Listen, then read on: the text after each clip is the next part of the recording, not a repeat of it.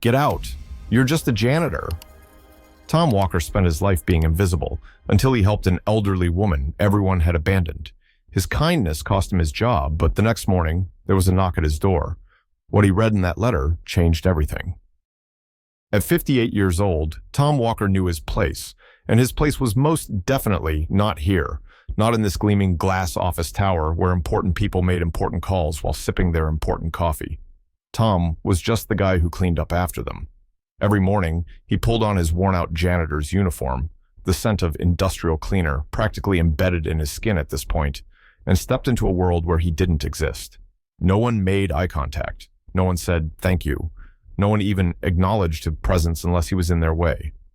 Some days, he wondered if he could drop dead in the middle of the lobby, and the only thing anyone would notice was the mess on the floor, a kick in the gut, literally, into, "Hey, old man, move it! I'm walking here!" Before Tom could react, a foot shoved his mop bucket aside, sending a wave of dirty water sloshing onto the pristine tile. Tom looked up to see one of those self-important, slick-haired executives who always seemed to be in a hurry, like the fate of the universe depended on whatever spreadsheet he was about to present. The guy didn't even pause. "Sure thing, boss. Let me just disappear into thin air for you," Tom muttered under his breath as he bent down to clean up the spill. He should have been used to this by now, but something about today felt different, and then he opened the restroom door. Crying in the ladies' room. If there was one place Tom absolutely hated cleaning, it was the bathrooms. People treated them like war zones, coffee spills on the counters, paper towels littering the floor, and let's not even talk about the horrors inside the stalls. But this time, it wasn't just a mess waiting for him. There, sitting on the cold tile floor, was an elderly woman. Her shoulders shook. Her hands covered her face. She was crying. And Tom Walker had never been good at walking away from someone in pain. "Ma'am, are you all right?" he asked, kneeling down. The woman sniffled and looked up at him, her eyes swollen and red. They just fired me." Her voice was cracked. "Said I'm too old for the job." "You're no longer useful." Her name was Mary Bennett. She had worked in this building for over 3 decades as a secretary, and today, without warning, they had simply erased her. "Couple weeks ago, they promoted some kid half my age," she scoffed bitterly. "He doesn't even know how to format a report properly." Tom smirked.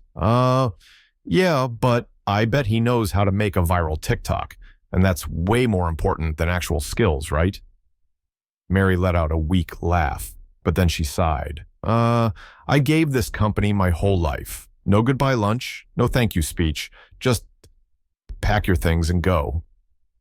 Oh, he knew that pain all too well, because this world had no use for you once you weren't young, shiny, and profitable. Just a glass of water and total indifference from everyone else. "Here, let me help you up. You're going to be all right." Tom reached out a hand, and Mary hesitated before taking it. He guided her out of the restroom, walking her to one of the lobby couches. Then he went and got her a cup of water. And do you know what happened? Not a single person stopped.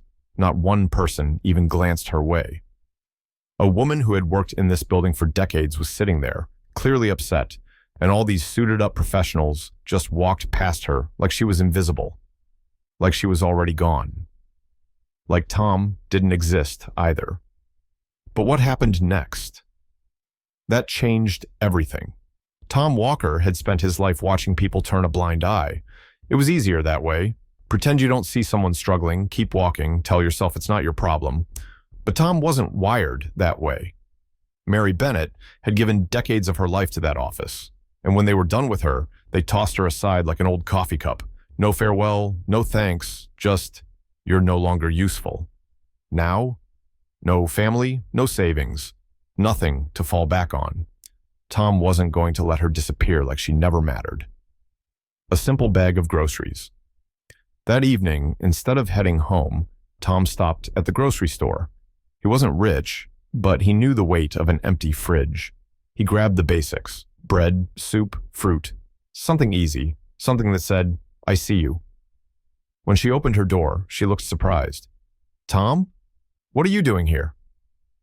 "Dropping off some groceries." She hesitated before taking the bag. "You didn't have to do this, Yeah, I did. Her voice was barely above a whisper. Why? Tom exhaled. Because I've been there. Lost my job, lost my house, lost everything. If it weren't for a few good people, I don't know where I'd be. Now it's my turn. She swallowed hard. Thank you, Tom. He shrugged. Don't mention it. The office whispered. By midweek, he felt it. The stares, the smirks, the hushed conversations. One morning, he walked into the janitor's closet and found his boss, Daniels, whispering with another manager. They went silent when they saw him. Tom raised an eyebrow. Something I should know? Daniels forced his smile. No, just talking shop. Right. By Friday, it was obvious. The talk. Tom Walker, report to the manager's office. Yeah, here it comes. Daniels was already seated, his usual "I'm the boss" expression locked in place. Tom, it's come to our attention that you've been engaging in activities outside your job description. Tom just stared. Excuse me?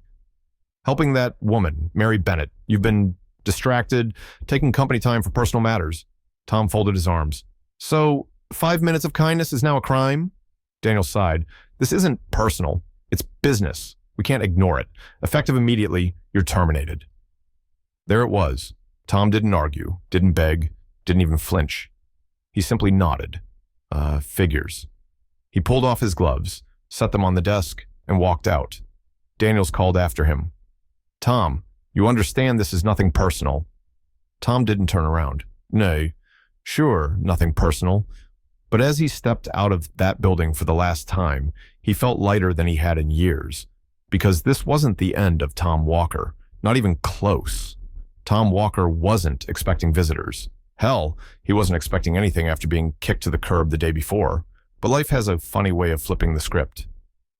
The sun was barely up when a sharp knock at his door yanked him out of his restless sleep. He groaned, rubbed his face, and shuffled over, expecting... What? The landlord demanding rent? A neighbor complaining about the old truck parked outside? What he got instead stopped him cold. Standing on his doorstep was a man in a crisp suit, polished shoes, and the kind of confidence that only comes from knowing something no one else does. In one hand, a leather briefcase. In the other, a sealed envelope. No, I'm not. Mr. Walker. The man's voice was smooth, professional. My name is Daniel Harris. I'm an attorney. Mrs. Bennett asked me to deliver this to you. Tom blinked. Mrs. Bennett? Mary? What could she possibly... Harris extended the envelope, and something in his expression made it clear this was no ordinary delivery. Tom took it, fingers hesitating over the seal, before he finally tore it open. The letter that made his world tilt. Dear Tom, you were the only person who showed me kindness when everyone else turned their backs. You didn't know my full story, and you didn't care. You just helped. But I need you to know the truth. I was never just a secretary. I am the widow of Edward Bennett, the founder of this company. When he passed, the board of directors did everything in their power to push me out. They stole what they could, cut me off, and thought they had won. They were wrong. Thanks to you, I remembered something they never understood. Good people deserve good things. You are no longer a janitor, Tom. You are now one of the owners of this company. Mary Bennett. Tom read it, then read it again, then a third time, because his brain refused to process what his eyes were seeing. He looked up at the attorney, gripping the letter like it might vanish if he let go. This is some kind of joke, right? Harris smiled. Not at all.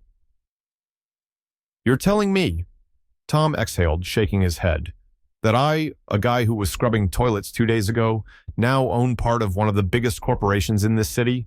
Harris nodded. That's exactly what I'm telling you. Tom let out a breathless laugh. What the hell? The weight of the impossible. This had to be some mistake, some insane mix-up. But Harris was already opening his briefcase, pulling out a stack of legal documents, flipping to a page with Tom's name already printed in ink. It was real. It was all real. Yesterday, he was a janitor with nothing but a pink slip and a lifetime of being overlooked. Today, he was a man the board of directors would never see coming. Tom Walker had walked these halls 1,000 times, but never like this. Yesterday, he was just a janitor. Today, he owned the place. The moment he stepped inside, the room fell silent. Employees froze, eyes wide. Security held the door for him, not against him. And Daniels, the man who fired him, he looked like he might faint. Tom didn't smirk. He just said 2 words. "You're fired. A reckoning long overdue." The executive stammered. Someone muttered, "You can't do this." Tom slid a document across the table. "Actually, I can." They scrambled, packed their desks. Justice served. A promise kept. Tom walked into Mary's new office, setting a key on her desk. She blinked. "What's this?" "Your office, senior advisor." Tears welled in her eyes.